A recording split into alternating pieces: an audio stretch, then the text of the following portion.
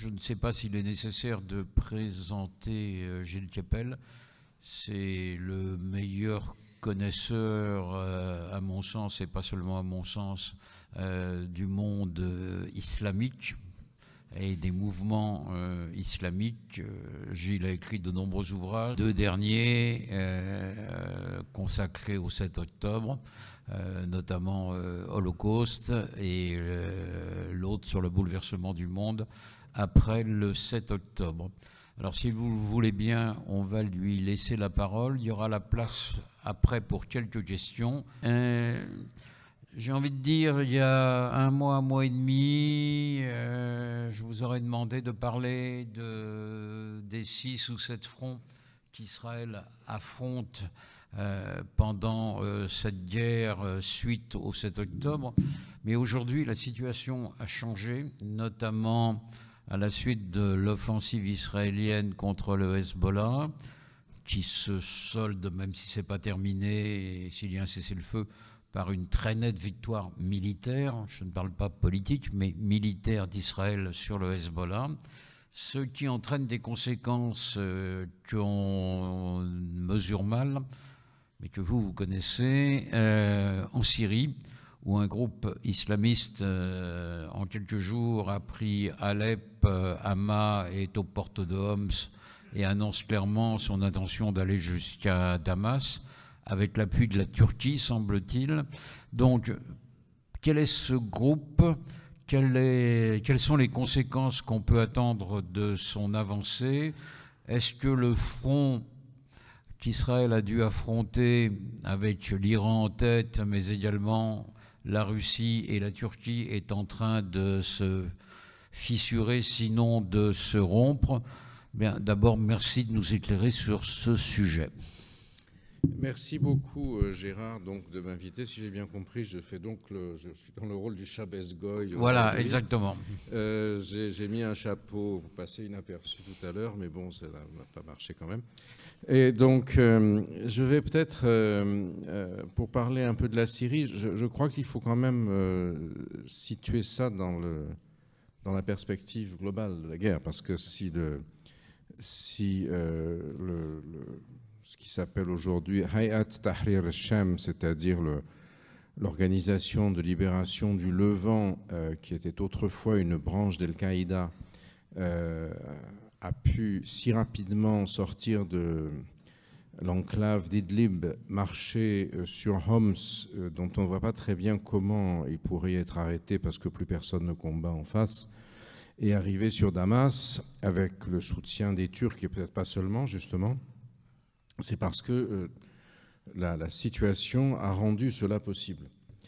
Donc, j'ai commencé mes études d'arabe en Syrie il y a très longtemps, il y a 50 ans exactement. Non, j'étais la première fois en Syrie il y a 50 ans, j'ai commencé 3 ans plus tard. Et pour vous détendre un peu dans cette atmosphère tendue, je n'aurais pas pu commencer l'arabe si je n'avais pas eu un certificat de baptême catholique. J'avais eu la bourse pour l'Institut français de Damas, et la République laïque, dans sa immense hypocrisie, m'avait envoyé un papier en disant « Bravo, très bien.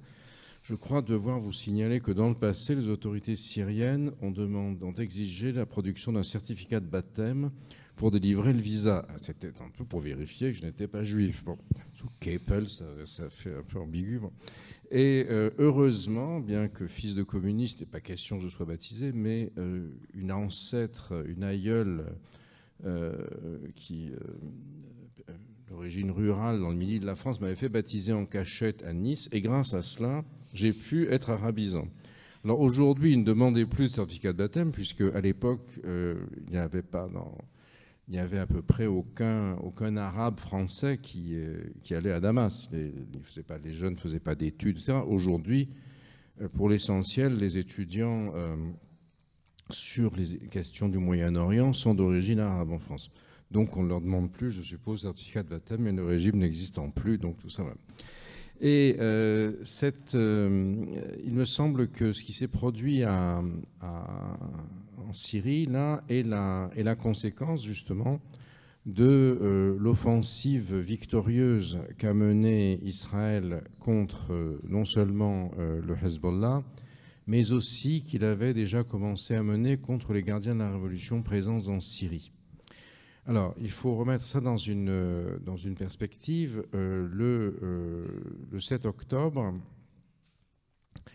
à mon sens, on peut en discuter, est le fruit, et ce n'était pas ce que je pensais au début, c'est au fur et à mesure, parce que je suis, comme Gérard l'a dit, en train d'essayer de travailler sur cet objet à chaud, en l'analysant au fur et à mesure, donc l'analyse de la crise, ses développements, et je prépare actuellement une mise à jour pour l'édition Poche pour le mois d'avril. Le 7 octobre, à mon sens, est une initiative téméraire ou intempestive ou audacieuse, comme vous voulez, de Yahya Sinwar, qui n'a pas demandé la permission à Téhéran. Il était bien sûr armé, entraîné, etc., par Téhéran, mais le Hamas, mouvement sunnite, est un groupe qui n'est pas, contrairement au Hezbollah, une pure création de l'Iran, qui a été fabriqué précisément pour pouvoir servir de force dissuasive qui, en tapant sur Israël, dissuaderait justement les États-Unis ou autres d'attaquer les sites de recherche nucléaire en Iran. Dans une période antérieure au 7 octobre où, quand il y avait 10 morts en Israël, c'était une affaire d'État. Aujourd'hui, tout ça a complètement changé, avec les 1200 morts massacrés lors de la razzia pogromiste du 7 octobre, et aussi par le fait que les opérations militaires à Gaza et autres au Liban ont eu un taux de tués parmi les soldats israéliens très supérieur à ce qu'on connaissait autrefois. Et donc, cette razzia pogromiste se traduit par, la réaction se traduit par deux types d'initiatives militaires. Celle qui a attiré l'attention de tout le monde, qui a été la plus visible, et qui a été la rétorsion à Gaza,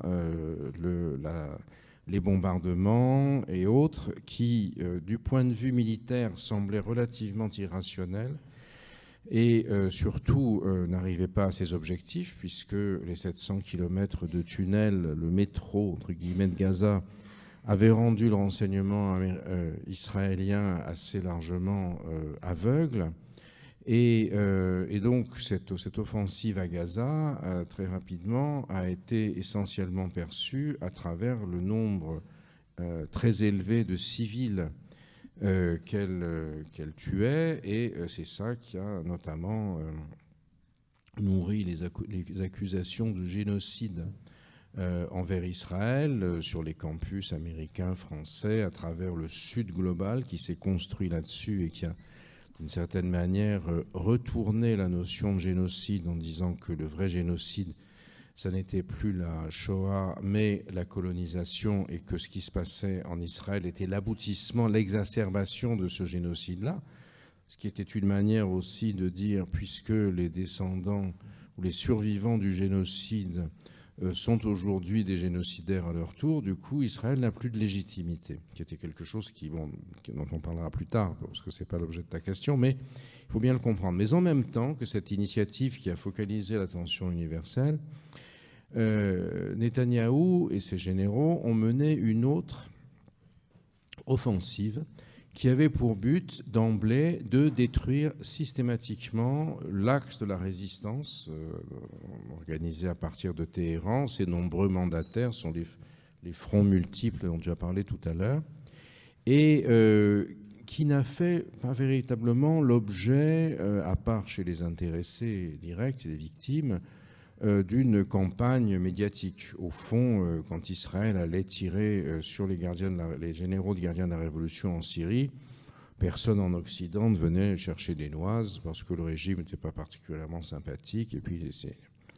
Ça a été très, très important tout de suite, puisque donc un certain nombre de généraux des gardiens de la Révolution qui faisait tourner le système syrien et qui maintenait la possibilité pour Assad de contrôler son pays, ont été liquidés les uns après les autres, un peu à la manière du général Soleimani, liquidé sur ordre de Trump en janvier 2020 à l'aéroport de Bagdad.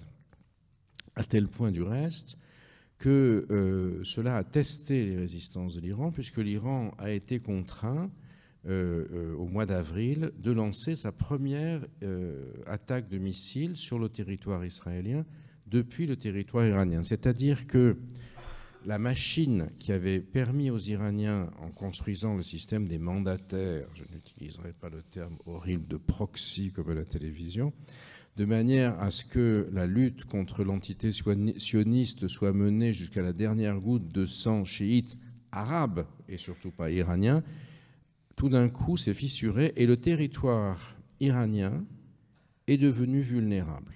Et il l'est aujourd'hui de plus en plus.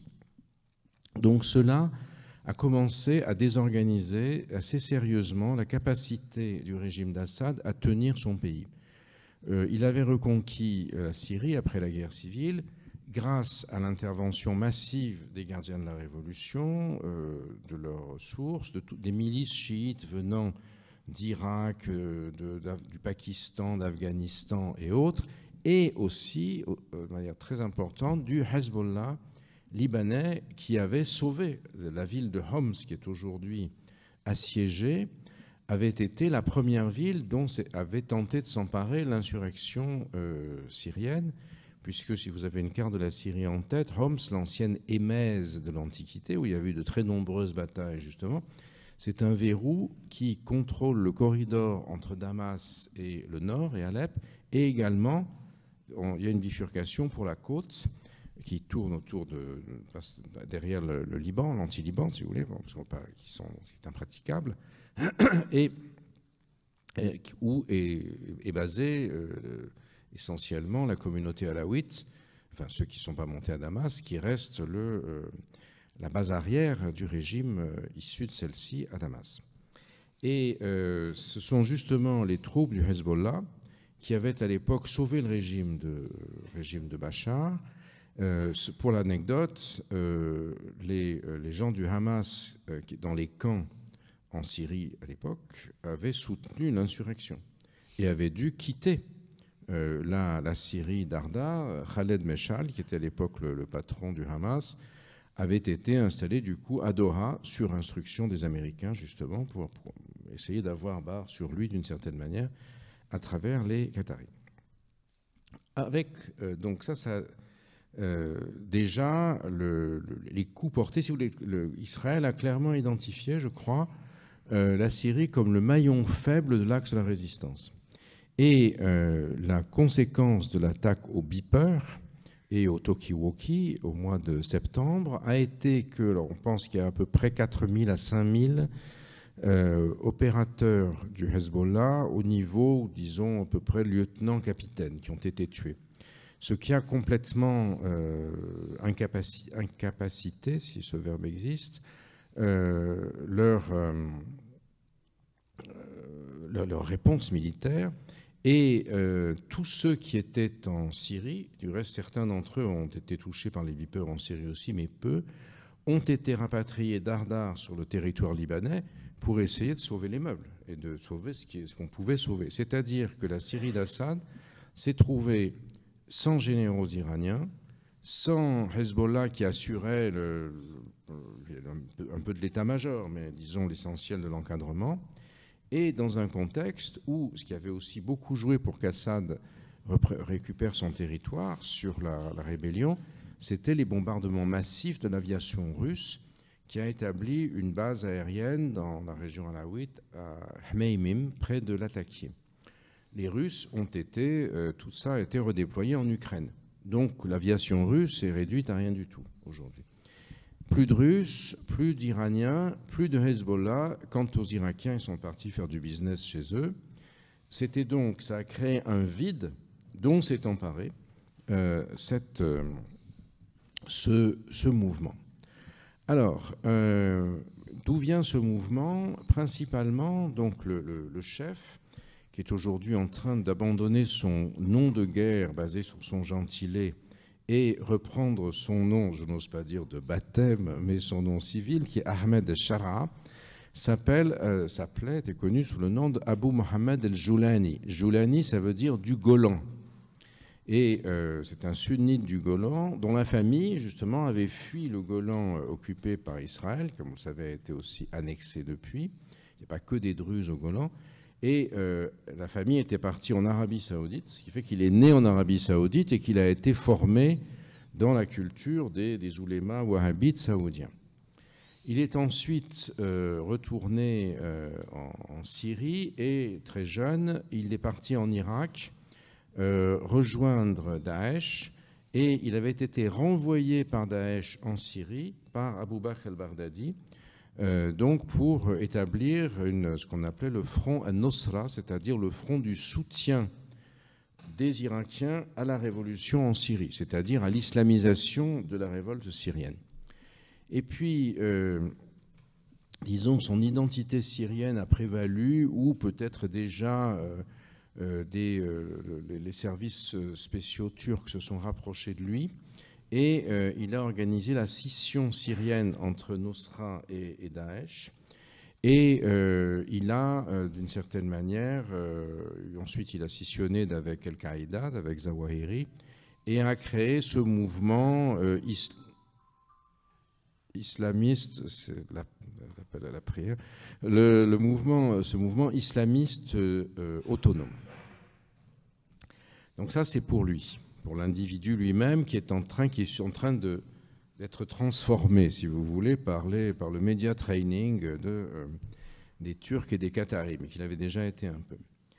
D'où viennent les gens qui étaient à Idlib? Alors, Idlib, donc, est une ville sunnite du nord-ouest syrien, qui est toute proche de la frontière turque, par laquelle passent tous les approvisionnements en armes, en aide humanitaire, etc., a été créée comme ce qu'on appelle en anglais une zone de déconfliction, ou on dit plutôt désescalade en français, par une initiative qu'on appelle le processus d'Astana, du nom de cette ville qui était la capitale du Kazakhstan, et regroupant contre les Occidentaux une alliance entre Russie, Iran et Turquie au moment de la guerre civile syrienne. L'Iran soutenant le régime, la Russie également, et la Turquie soutenant certains des rebelles. Et ça a été un compromis lié également à la relation turco-russe, sur laquelle je reviendrai, qui a eu pour effet, à cause de l'intensité des bombardements et de la perspective qu'ils allaient tous être tués, que tous les rebelles allaient être tués, que les rebelles ont pu quitter les zones qu'ils occupaient, notamment autour de Damas, dans l'oasis, l'ex-oasis aujourd'hui, une espèce de gigantesque bidonville qu'on appelait la Routa, qu'on appelle toujours la Routa, dans la poésie arabe, qu'on appelait Chamet et Donier, le grain de beauté sur la joue du monde. Aujourd'hui, ça ne mérite plus ce nom. Et qui ont été, comme on dit en anglais, bussés, emmenés par autocar depuis ces zones, avec leurs armes légères, vers Idlib. Celui qui jouait le rôle de géo dans l'autocar et qui garantissait la sécurité, c'était un officier russe de confession sunnite, puisqu'il lui faisait confiance car il était sunnite et il avait sa casquette russe, ce qui prouvait qu'on ne pouvait pas l'attaquer, ce qui était une chose tout à fait étonnante. Et on s'est demandé ce qu'allait devenir cette zone de déconfliction, finalement, est-ce qu'on les avait tous réduits là? Alors, les Russes et les Iraniens ont essayé de les réduire comme une peau de chagrin et de les bombarder, mais ça n'a pas marché. Les Turcs s'y sont opposés et ils ont continué à tenir là. Alors, la plupart d'entre eux sont des gens qui viennent des régions qui ont été reconquises. Donc, ils connaissent très bien, par exemple, Hama, la ville qui est entre Alep et Homs, où il y avait eu, c'est une ville complètement sunnite, où il y avait eu une grande insurrection en 1982 à l'instigation des frères musulmans, qui avait été réduite par le sang, les bombardements, la destruction du centre-ville, par le père Assad, par Hafez al-Assad. Donc une région très sunnite anti-alaouite. Tous ces gens ont été chassés, ont passé pas mal, peut-être une petite dizaine d'années à Idlib, un peu moins, entre moins 5 ans, certains d'entre eux. tout en gardant leurs contacts, les numéros de téléphone, les adresses, etc., chez eux, là d'où ils venaient. Donc ça a été extrêmement simple de reconquérir cela. D'autant plus que, face à eux, il y avait une armée syrienne complètement clochardisée, où la solde moyenne est de 15 $ par mois, donc mourir pour 15 $, c'est pas terrible. On peut mourir pour son village peut-être, mais certainement pas pour une zone dont on comprend pas très bien la nécessité. D'autant plus que le régime Assad n'a pas véritablement cherché à construire quelque chose de particulièrement inclusif. Ils ont payé des gens pour reconquérir du territoire. Ils tenaient sur le soutien fourni par les Iraniens et les autres, et essentiellement, l'économie de guerre, c'était l'économie dite du captagon, cette drogue ultra, cette espèce d'amphétamine de mauvaise qualité, dont la Syrie est le principal laboratoire et exportateur, en particulier dans tout le Moyen-Orient et dans le Golfe, et qui est l'enfer des pays du Golfe, qui fait des ravages là-bas, à tel point que même les États comme les Émirats, qui ont réintroduit Assad assez tôt dans le consensus arabe, qui ont abouti à ce qu'il vienne à la dernier sommet de la Ligue arabe à Jeddah, ont fait toutes les pressions, ils étaient victimes du Captagon chez eux, mais Assad n'a rien fait du tout. Et Assad s'est complètement isolé, refusant les offres de négociation turques, et est resté très lié au régime iranien et au Hezbollah.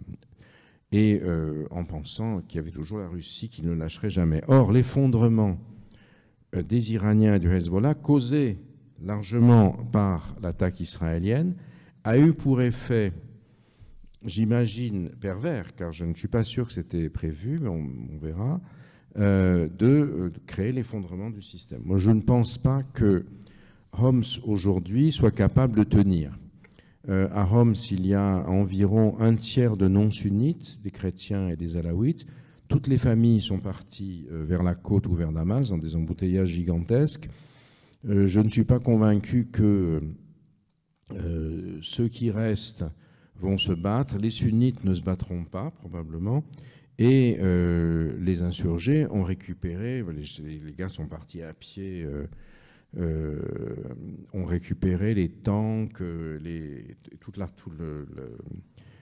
matériels motorisés et les blindés de l'armée syrienne qui étaient sur place. Donc, à mon sens, il y a peu de chances, je me trompe peut-être, mais que Homs résiste longtemps. Et si Homs tombe, la route de Damas est ouverte.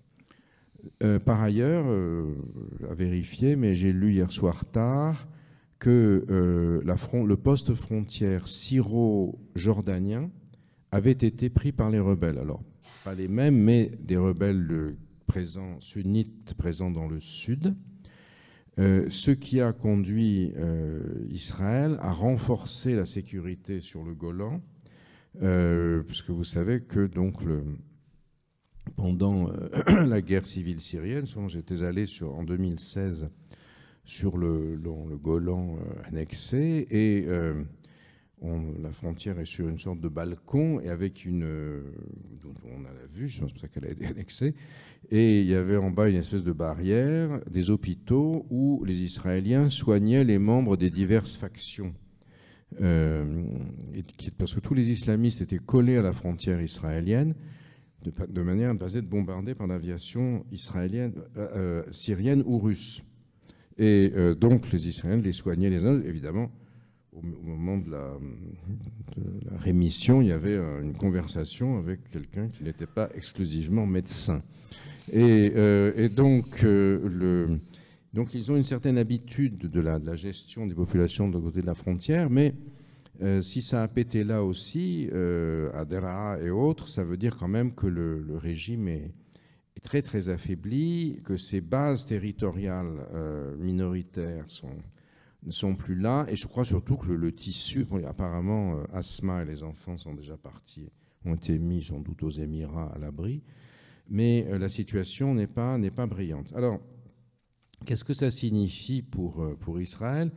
D'abord, il me semble qu'il faut voir ça dans une perspective historique, c'est-à-dire que dans la zone du Levant ou de ce qu'on appelle la Djézirée, c'est-à-dire la haute Mésopotamie, les régions de l'Euphrate, etc., ont toujours été une zone d'affrontement entre les puissances, l'Empire ottoman d'un côté et l'Empire perse sous ses noms divers, Sassanide et Kadjar, Safavide, etc., de l'autre. Et donc, si on considère qu'aujourd'hui, il y a un affaiblissement significatif de l'avatar présent de l'Empire perse, c'est-à-dire le Front de la Résistance et la République islamique, sur laquelle je peux dire quelques mots si tu veux ensuite, immédiatement dans ce cas-là, l'Empire ottoman pousse. Et c'est ce qui s'est passé. Profitant de cette vacuité, de l'affaiblissement iranien, Erdogan a poussé ses troupes. Alors, d'un côté, il n'y a pas que, ils se sont arrêtés là-haut, il y a aussi une pseudo-armée nationale syrienne, qui n'a de nationale que le nom, puisqu'elle est soldée entièrement par les Turcs. Et elle est là pour tuer des Kurdes. On a installé ces gens, d'ailleurs, à Afrin, dans des zones d'où les Kurdes ont été chassés, et ils ont fait le boulot, ils ont chassé tous les Kurdes qui étaient au nord d'Alep, dans un endroit qui s'appelle Tel Rifat, et qui se sont réfugiés au nord-est syrien, dans la zone qu'on appelle en kurde le Rojava, où il y a le Parti démocratique du Kurdistan, avec ses groupes armés, les unités de défense masculines et féminines, et surtout encore des bases américaines qui font que la Turquie hésite à aller les bombarder. Combien de temps ces bases vont rester? Qu'est-ce que Trump va en faire?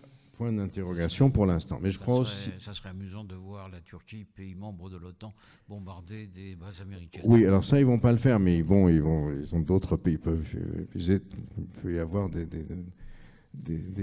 barbus qui se sont trompés. Enfin, c'est des choses qui arrivent, les erreurs. Et... alors, justement, sur la stratégie d'Erdogan, quelle est-elle, outre une stratégie néo-ottomane, si tu veux? Il me semble que, comme pour tout le monde aujourd'hui, c'est ça qui est très frappant, Gérard est beaucoup plus jeune que moi, mais nous n'avons pas, je pense, le souvenir, ni l'un ni l'autre, d'avoir vu un interrègne présidentiel américain où on ne sait même plus qu'il y a encore un président à la Maison-Blanche, puisque Steve... comment il s'appelle, Wilkoff, c'est ça, qui est un collègue agent immobilier de Trump new-yorkais. Alors, contrairement à celui qu'il a nommé à Paris, il n'a pas fait de prison, mais il n'est pas père d'un gendre. Il n'est pas père d'un gendre de Trump. Et est arrivé, il est allé en Israël, il est allé à Doha, ils ont réintroduit les Qataris dans la négociation pour les otages, et vous savez que c'est, comment il a dit, there will be hell to pay si les otages ne sont pas libérés avant le 20 janvier, et pour tout le monde. Alors, on a beaucoup compris dans les cercles juifs que ce serait Hamas qui allait payer, mais à mon avis, il y en a un autre qui va payer, qui est Bibi. Parce que je pense, enfin, on en parlera tout à l'heure si vous voulez, mais que autant Trump est un pro-israélien immarcessible et adamantin, si je puis dire, autant il ne s'intéresse pas du tout à l'avenir politique et judiciaire de Bibi. Et au contraire, le considère comme un obstacle. Alors, j'en reviendrai tout à l'heure. Mais sur la question, cette question-là, donc, je pense qu'Erdogan prend position, comme tout le monde le fait aujourd'hui, par rapport à la présidence Trump. Et voilà où j'en suis, voilà mes atouts, voilà mon rapport de force. Maintenant, let's make a deal. Alors, est-ce que, à la suite de tout cela, Assad peut tomber? Et quelle va être la position de l'Iran qui, même affaibli, reste une puissance régionale clé? Alors, à mon sens, oui. Mais bon, je peux me tromper. Mais, parce que je ne vois pas quelles sont les forces dont il dispose. Là, à part les vendeurs de Captagon, mais qui ont déjà dû passer de l'autre côté et fournir du Captagon aux islamistes. Un petit mot sur Joulani, donc il s'appelle maintenant plus comme ça, mais Ahmed Sharaz, qui est plus difficile à Qui se tient un rappeler. discours relativement modéré. Alors voilà, c'est pas la première fois. Hein. Déjà, les media trainers, les gens les gens mineurs publicités locaux, lui avaient appris qu'il fallait pas apparaître avec un kéfier et un battle dress quand il venait au CRIF, mais mettre plutôt un veston bleu. Donc j'ai essayé de faire pareil. Une chemise, il avait mis une chemise blanche, je crois, donc c'était plus chic que moi. Il avait déjà passé sur CNN. Et là, il est repassé. J'ai regardé ça hier soir, sachant que tu allais m'interroger. Là, il était plutôt habillé Zelensky. Il avait mis le t-shirt un peu marron, là, mais il avait la même coupe de cheveux, mais la barbe assez longue, bien soignée. Il était interviewé par une femme. C'était une Libanaise, qui avait un tout petit bout de voile accroché par le chignon, même ce qui n'est même plus la mode aujourd'hui à Téhéran, où apparemment les femmes circulent dans la rue sans voile désormais. Et en tout cas, Ispahan. Et donc, il répondait aux questions en disant qu'il était pour la liberté, que les minorités n'avaient aucun problème. Il fallait faire. Il reprenait le slogan de la révolution arabe, qui est le peuple veut la chute du régime. C'était des printemps arabes. Et il était il avait un côté à la fois très rassurant et en même temps, avec sa barbe, fut-elle bien taillée, montrait que l'islamisme sunnite était un interlocuteur pour la région, poussé par Erdogan, qui du coup ensuite va pouvoir, sur cette base, il fait les enchères au maximum. Hein, tu connais la négociation mieux que moi. La preuve, j'ai eu que 20 livres ici à signer, non pas 600, comme j'espérais. Et après, il va baisser un petit peu. Mais on voit bien qu'Erdogan, là, est en train de pousser son avantage. L'insurrection est, paraît-il, à 50 km de la base navale de Tartous, sur la côte, et la base navale n'est pas défendable comme telle. Donc, on imagine que quelqu'un... Il y a encore des navires russes à bien Tartous, sûr, oui. Et ça serait des navires qui sont coincés parce qu'ils n'arrivent plus à repasser vers... Erdogan ne laisse plus passer les détroits du fait de la convention de Montreux. Exactement. Et de toute façon, la flotte de la mer Noire, il n'y en a plus puisque les Ukrainiens ont tout cassé. Oui. Donc, c'est pareil, c'est pas en bon état. Mais on imagine quelqu'un du tsar de toutes les Russies a pris contact avec les services du sultan qui lui ont dit non, rassurez-vous, ce ne sera pas attaqué. À propos, pour le deal du Black Friday, les soldes du Black Friday sur les S-400, on en reparle toujours. Et après, il pourra aller voir Trump et lui dire, au fait, les F-35. Donc, on voit bien comment les choses sont en train de se positionner. C'est pour ça que je faisais la remarque sur notre expérience passée, c'est que le processus de pré-négociation, qui est d'ailleurs en train de se produire en ce moment avant la réinauguration de Notre-Dame de Paris aussi, puisque l'événement très important, c'est ton colloque, mais il y en a un autre qui se tient à l'Élysée, là, qui fait peu de concurrence, je sais pas pourquoi, bon, et où la même chose est en train de se produire. Alors, peut-être qu'il va faire casser le Mercosur, je ne sais pas, on va voir. Et donc ça, c'est un élément clé pour comprendre les choses. Alors, sur l'Iran, moi, je défends depuis quelques semaines déjà une position qui m'a valu beaucoup d'avanie de Orion sur le thème l'Iran va très mal. La liquidation des gardiens a été quelque chose de très dur et le système même de la République islamique est aujourd'hui en panne. Il repose sur un trépied: l'infaillibilité du guide, l'axe de la résistance contre Israël et le port du voile obligatoire. Le port du voile obligatoire, ça se passe mal. Mahsa Amini a été tué dans un commissariat. Il y a eu un mouvement de femmes assez fort, y compris des classes moyennes iraniennes qui, même détestant le régime, l'acceptent parce qu'ils ont la hantise du chaos. Et des Iraniens exilés ici vous diront, entre un whisky et un plat de charcuterie, qu'ils préfèrent que le régime reste en place et qu'il ne se retrouve pas dans l'état de la Syrie ou de l'Irak. Et Or, les femmes qui ont été réprimées faisaient aussi partie de ces classes moyennes qui, disons, faisaient des accommodements raisonnables ou déraisonnables avec le régime. Et celui qui a dirigé la répression d'une main de maître, c'était l'ex-président Raïssi, qui, déjà, quand il était procureur révolutionnaire, jouissait en signant 100 ordres d'exécution par demi-journée à la prison d'Evin. Et donc Raïssi se positionnait comme successeur du guide. Donc le guide est au pouvoir depuis 35 ans, assez sclérosé, hein, ce pouvoir, cancer de la prostate, mais d'autres y ont survécu. Et il est la clé de cette opposition à Israël. Or, on a aujourd'hui un autre corps qui a pris de l'autonomie, qui est celui des gardiens de la Révolution. Soleimani, quand il a été tué, a fait l'objet d'un culte en Iran.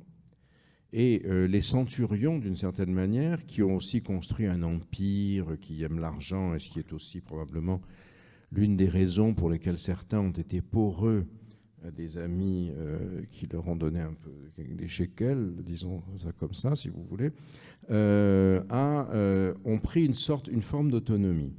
Bien sûr, ils sont doctrinaires pour l'instant, mais au fond, est-ce que le système est toujours fonctionnel ? Est-ce que ça vaut la peine de maintenir une telle répression, y compris dans les modes de vie chez les femmes, puisque, au fond, la protection du régime ne fonctionne plus. Elle était basée sur le Hezbollah, sur les proxys anti-israéliens, ça ne marche plus. Et du coup, aujourd'hui, l'Iran lui-même est exposé. Est-ce que l'Iran est capable de défendre son territoire, ou est-ce que s'il continue dans cette ligne, c'est désormais le territoire qui va prendre. C'est sur le territoire iranien que les choses vont se passer. Et ça, c'est très inquiétant. Et c'était le sens des frappes israéliennes aussi, qui n'ont pas détruit les puits de pétrole. Trump leur avait dit, Biden encore à l'époque, leur avait dit surtout pas, parce que si l'essence à la pompe monte, les automobilistes et les routiers allaient voter encore moins pour lui, parce que sans ça n'aurait pas suffi. Et donc, de ce fait, est-ce qu'il ne faut pas repenser la stratégie et le positionnement de l'Iran? Alors, si on continue ce raisonnement, qui j'ai conscience de devenir complètement trumpisé et complotiste, hein, mais la rencontre entre Elon Musk et l'ambassadeur iranien aux Nations Unies, qui aurait eu lieu le 11 novembre, qui n'a été démenti que 6 jours après par les affaires étrangères iraniennes, d'après les sources informées que j'ai consultées aux États-Unis, a vraiment eu lieu. Donc il y a un message qui est passé aussi. Qu'est-ce que ça signifie? Je n'en sais rien, mais on peut tout à fait imaginer que l'Iran, qui n'a construit son hostilité à Israël que pour des raisons politico-conjoncturelles dues à la création de la République islamique, à partir du moment où l'infaillibilité du guide et tout ça est mis au magasin des accessoires, l'Iran aujourd'hui, d'une certaine manière, a intérêt à faire partie du deal trumpien. En tout cas, il y a un certain nombre de gens qui le pensent en Iran. Jusqu'où, j'en sais rien. Juste 2 petits éléments qui construisent ce raisonnement, qui va peut-être s'avérer faux, mais enfin, on est là pour échafauder des hypothèses. La mort de Raïssi, quelque chose qui est très curieux. Il y avait 3 hélicos. Ils étaient allés en Azerbaïdjan inaugurer un barrage. L'Azerbaïdjan est complètement sous l'influence israélienne. Et donc les Arméniens en savent quelque chose. Et donc, il faisait pas beau. Le temps était... Allez, je fais cette blague. Mossad, voilà. Et vous l'avez peut-être attendu. Gérard m'a dit, tu fais la blague au bout de 15 minutes quand il commence à s'assoupir. Donc, c'est bon. Et donc, surtout, on avait mis lui, Amir Abdollahian, tous dans le même hélico, un vieux bel. Les 2 hélicoptères russes sont rentrés sans problème à la maison. Et ensuite, ils ont fait élire un président, Pezeshkian. Alors, président, c'est le Premier ministre d'Emmanuel Macron, si vous voulez, à peu près, hein, si j'ose dire. C'est-à-dire, on ne lui demande pas trop son avis. Et donc, M. Pezeshkian, dont le nom veut dire médecin, physician, parce que vous savez, il est médecin de l'Iran et de l'Indo-européen, l'Iranien, le persan de l'Indo, et qui n'a aucune idée politique, qui lit ce que les gardiens lui disent de lire, et qui a dit tout de suite, nous voulons nous rabibocher avec l'Occident. Bon, il n'a pas vraiment eu l'occasion de le faire depuis qu'il est là, mais il a dit le contraire de ce qu'aurait dit celui à qui il succédait, ce qui est quand même quelque chose qui n'est pas complètement, même si ça n'a pas eu de suite. Deuxièmement, la mort de Haniyeh dans le bunker de la maison d'hôte des gardiens de la Révolution. Bon, je sais que le Mossad est très fort, vous en êtes tous convaincus ici, mais là, il a dû y avoir beaucoup de coups de main, quitte à ce qu'il y ait une partie des gardiens qui est déjà anticipé que c'était foutu. Donc, il me semble que l'Iran, aujourd'hui, a perdu une partie de sa fibre et que la perspective qu'ils s'incluent, qu'en tout cas, il y a des secteurs de l'establishment iranien qui commencent à être tentés par le deal, sinon avec Trump, du moins avec Musk, c'est quelque chose qui n'est pas complètement inenvisageable. Est-ce que c'est pour ça que, du coup, les Turcs poussent leur avantage? Je n'en sais rien. Mais on est en tout cas dans une très forte tectonique des plaques aujourd'hui. Est-ce que ce que fait Israël a des conséquences que Netanyahou a prévues, ou est-ce que ce sont des effets pervers par rapport à eux? Dernier point, et je m'arrête, la négociation semble avoir repris. Donc, monsieur, j'ai oublié son nom, Witkoff, est allé en Israël, a parlé à Netanyahou, est allé remettre les Qataris dans l'opération, et des gars du Hamas, celui qui reste un peu visible, Bassem Naïm, je me tais, c'est ce que vous voulez que je fasse, je vais le faire tout de suite, a dit qu'on allait engager une négociation. Bon, après, on n'en est pas encore là, mais c'est un signe différent. Et voilà, il me semble que, vous en avez parlé tout à l'heure, monsieur, l'un des enjeux aujourd'hui, c'est qu'il y a une sociographie qui a complètement changé en Israël, que Bibi est l'otage des 14 députés de Ben Gvir et Smotrich, et aussi des 18 ultra-orthodoxes dans un autre domaine, et que pour qu'il y ait un deal qui est ce que veut l'armée, ce que voulait Galland, puisque continuer la guerre à Gaza, ça ne sert à peu près à rien. Les pertes sont énormes, les gains militaires sont faibles, et surtout, on n'a pas les otages. Or, les otages, on arrivera à les faire sortir que s'il y a une négociation, surtout que Hamas n'est pas en position de force. Et donc, c'est là, visiblement, que le promoteur de New York est allé faire du business. Alors, la première question concerne l'Arabie Saoudite. Sinwar a déclenché le 7 octobre parce qu'un accord était relativement proche entre Israël et les États-Unis d'une part et l'Arabie Saoudite d'autre part. Et donc, il craignait cet accord, et c'est une des raisons clés pour laquelle il a déclenché l'opération le 7 octobre et pas 3 mois avant ou 3 mois après. Donc, quel peut être le rôle et le poids de l'Arabie Saoudite? Alors, s'il y a d'autres questions, c'est le moment. Oui, allez-y. Bonjour, journaliste Brett Klein, rapide. 3 choses, rapide. Captagon, Assad a fait fortune avec ça, des milliards de dollars. Les gars du Hamas et le djihad à Gaza étaient bourrés de Captagon. On a trouvé des boîtes de Captagon dans les poches et tout. Bon. Donc c'est allé très loin avec ça. Et ils gagnent de l'argent avec ça. En étant l'argent, le nerf de la guerre quelque part. Deuxième, la question. Le gars du Hayat Tahrir al-Shams, le Jolani, à quel point est-ce qu'on doit lui faire confiance? Parce qu'il n'y a que lui pour le moment. J'ai vu les interviews sur CNN hier soir. Oui. Et il est modéré, c'est vrai. Troisième chose, Donald Trump, vous avez compris à quel point il nomme des gens qui n'ont rien à voir avec la politique à des postes très importants, qui comprennent, et je dis ça en tant que New-Yorkais, qui vit à Paris depuis des années, mais quand même, qui ne comprennent à peu près rien de la politique. Il les a nommés parce qu'ils ont donné beaucoup d'argent à Trump, à ses compagnes, et parce qu'il fait affaire avec eux. Ma question porte sur les évolutions diverses. On a commencé par 7 octobre au Hamas, on est passé au Liban, et là on passe à la Syrie. Donc c'est une sorte d'extension régionale complexe pour Israël aussi. Ma question porte sur le fait, comment se fait-il, comment peut-on comprendre qu'un groupuscule nouveau qui vient d'apparaître de M.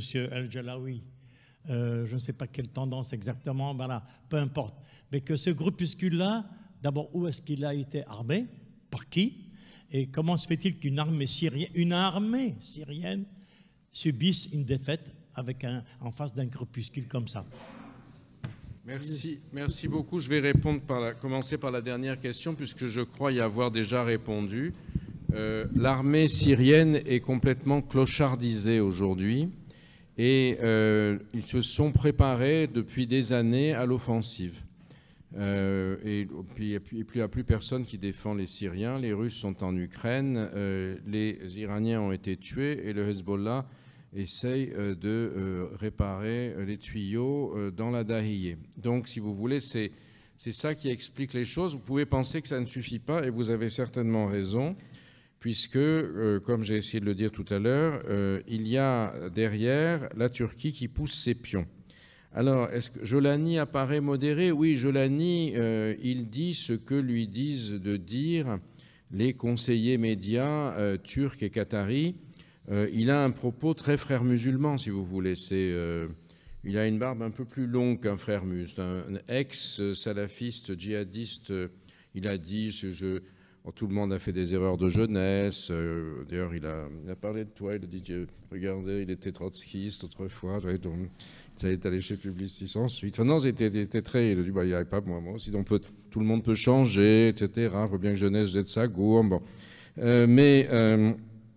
Ses capacités à lui d'agir sont probablement pas absolues. Disons, il écoute ses conseillers, je crois. Donc voilà. Alors, ça c'est une chose. Pour l'extension du domaine de la lutte, si j'ose dire, c'est ce que vous avez pensé très fort. Mais ça, c'est Israël qui l'a voulu de manière assez stratégique, comme je l'ai expliqué tout à l'heure, parce que c'était une opportunité. Alors, les complotistes expliquent d'ailleurs que c'est Israël qui a créé le 7 octobre exprès pour pouvoir détruire tous ses ennemis. Donc vous avez ça qui court en ce moment beaucoup sur les réseaux sociaux. Alors, je ne sais pas si... je sais bien qu'il y a eu effectivement, juste avant le 7 octobre, 2 visites successives de ministres saoudiens en Arabie Saoudite au sein de délégations, mais c'était quand même tel quel. Pardon, excusez-moi, oui, visite ministre saoudien en Arabie Saoudite, c'était compliqué, quoique. Mais effectivement, je ne suis pas archi convaincu que peut-être ça doit être partie du bouquet satellitaire, mais le momentum, je crois, c'est quand même un demi-siècle après le 6 octobre 1973, pour s'inscrire aux yeux des masses du monde arabe et par-delà les seuls islamistes, dans le grand trend de la victoire arabe possible contre Israël. Et l'effet de surprise de Simchat Torah et du Shabbat, qui est le même celui du 7 octobre. Donc, il me semble que ça, c'est la clé de l'opportunité, du moment du déclenchement. Semble-t-il, le festival Nova n'avait pas été prévu. Et c'est ce qui lui a permis d'avoir un nombre de victimes et d'otages tel que ça a dépassé ses espérances et que ça l'a plombé, parce que c'était devenu ingérable pour lui. Et donc ça, moi, je suis pas... alors là, cela étant, l'Arabie Saoudite, qui est d'une comment dire, mansuétude tout à fait remarquable par rapport à Israël, il faut le noter quand même. L'Arabie Saoudite ne va pas très très fort, elle non plus, puisque cette guerre ne fait pas ses affaires. MBS était fasciné par Neom. Il voulait faire une sorte d'Alexandrie du 3e millénaire, avec je ne sais combien de millions d'habitants, sur le bord de la mer Rouge, dont il disait, quand je l'ai rencontré autrefois, Me disait chaque fois, ah, ça va être formidable, on est tout près de l'Égypte et de la Jordanie, ce qui était le vocabulaire codé. Ça ne compte pas, ils sont à 2 heures d'Eilat en voiture. Mais étant 2 heures d'Eilat, ça veut dire être à 2h30 de Gaza aujourd'hui. Donc ça, c'est pas terrible. Il ne peut pas se permettre qu'il y ait le souk à Gaza, sauf qu'il y a les Houthis. Bon, les Houthis peuvent être achetés dessous. Et donc, Neom a subi a été très réduit dans sa voilure. Le chef a été dégagé, etc. Et les Saoudiens ont besoin, pour financer le développement, d'un pétrole à $90. Il est à 73 en ce moment. Donc ça pour eux, c'est un souci. Eux sont tout à fait partants d'un deal trumpien. Biden n'était pas vraiment leur tasse de thé, puisqu'il expliquait qu'il ne serrait jamais la main à MBS, sauf qu'il a dû aller à Canossa. Et donc les Saoudiens, à mon sens, sont dans le cœur de cible de Trump, qui veut continuer les accords d'Abraham et les élargir.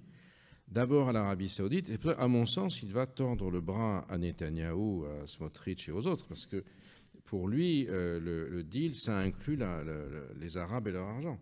Il a tous ces pro-israéliens fanatiques qui sont là pour la galerie, entre autres, mais les choses passaient là. Il y a un autre père de gendre qui n'est pas inintéressant, qui est Massad Boulos, oui, qui est le grec orthodoxe de Kfar Akka, un village du Liban entre Tripoli et Beyrouth, qui a fait fortune dans les motos au Nigeria, et qui avait d'ailleurs essayé de faire de la politique avec le général Aoun au Liban. Donc ce n'était pas forcément quelqu'un qui était blanc-bleu de ce point de vue-là. Et qui a financé toute la campagne dans le Michigan et ailleurs, en arabe. D'ailleurs, j'ai entendu partout en arabe sur les réseaux sociaux, qui explique aux Arabes américains que Trump, c'est la paix, et que Biden n'a pu que faire la guerre et tuer plein d'Arabes. Et ce qui a, entre autres, permis d'emporter le Michigan. Il a dit aussi qu'il y avait les mêmes valeurs conservatrices dans le Parti républicain américain et chez les Arabes, les Moyen-Orientaux traditionnels. Donc, c'est ce qui est également, et il est le partenaire, le co-machin de Witkoff, ou de Witkoff pour le Moyen-Orient. Mais bon, pour aller négocier Israël, ça c'est Witkoff, je sais pas qu'on envoie. Donc, il me semble que l'Arabie Saoudite, elle est là, indéniablement. Comment est-ce qu'eux voient l'arrivée éventuelle de l'Iran, les golfiotes? Ils seraient soulagés de ne pas être bombardables par les Iraniens, mais la compétition avec l'Iran, ça va être assez difficile. Parce qu'en Iran, il y a une classe moyenne très éduquée, il y a tous les ingénieurs que tu veux, etc. Et les Saoudiens et les Émiratis vont se trouver dans une situation qui ne sera pas simple. On n'en est pas encore là. Pour l'instant, l'Iran, c'est l'axe du mal, mais à mon sens, il est destiné à en sortir par la magie du deal. On verra ça. Voilà. Bien, merci. Je t'en prie. Merci.